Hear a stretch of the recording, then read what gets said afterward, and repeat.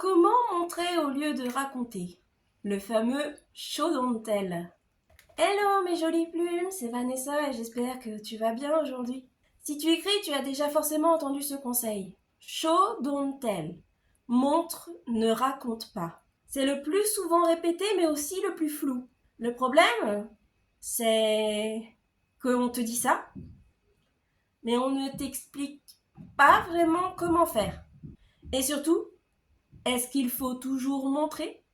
Est-ce que raconter est forcément une erreur? Dans cette vidéo, on va clarifier tout ça. Tu vas comprendre ce que veut dire vraiment show don't tell, quand montrer, quand raconter, et comment rendre ton écriture beaucoup plus vivante. Partie 1. Ce que raconter veut dire. Raconter, c'est expliquer directement une information au lecteur. Par exemple, il était très en colère. C'est clair, c'est rapide, mais ça ne fait pas ressentir l'émotion. Partie 2. Ce que montrer veut dire. Montrer, c'est faire vivre l'information à travers les actions, les gestes, les émotions, les dialogues, les détails. Par exemple, il serre le poing, sa mâchoire se crispe, il ne répond pas tout de suite. Ici, tu ne dis pas qu'il est en colère, tu le fais ressentir. Partie 3. Pourquoi montrer est plus puissant? Quand tu racontes, le lecteur comprend. Quand tu montres, le lecteur ressent. Et l'émotion crée de l'attachement, de l'immersion, de l'attention. C'est ce qui donne envie de continuer de lire. Partie 4.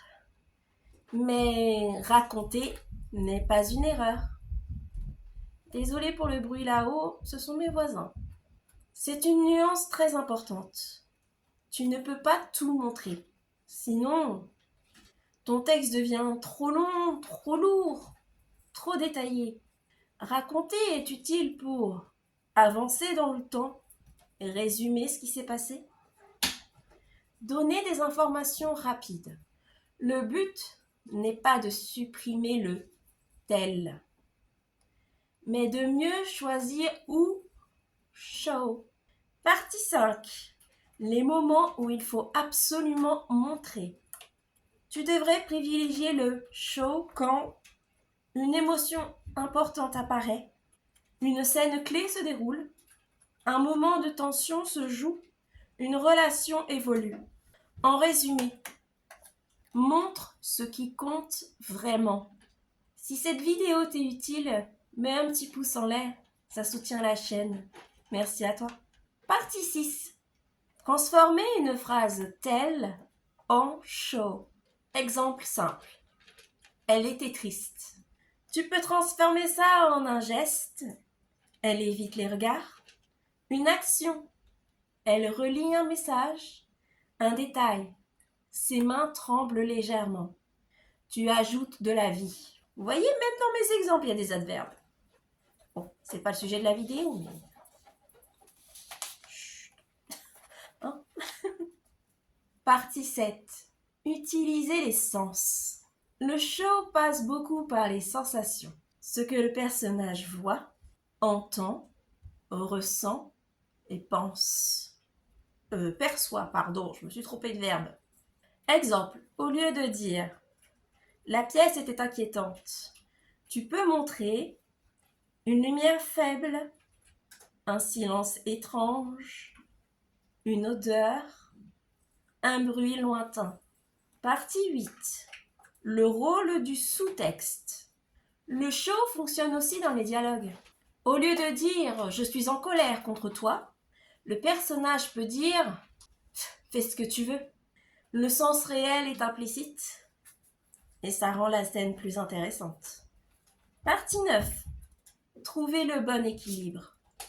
Un bon texte alterne des moments où tu racontes, des moments où tu montres.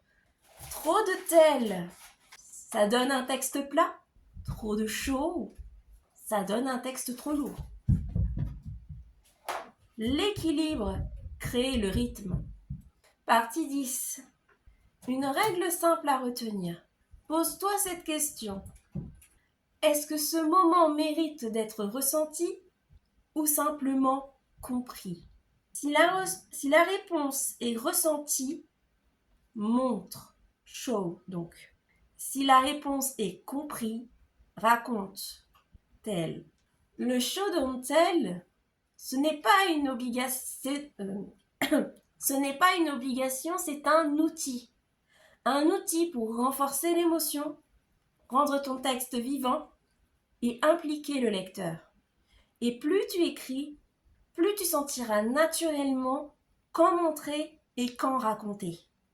Si cette vidéo t'a aidé, n'hésite pas à t'abonner à la chaîne si ce n'est pas encore fait, à l'aimer, à la commenter et à la partager.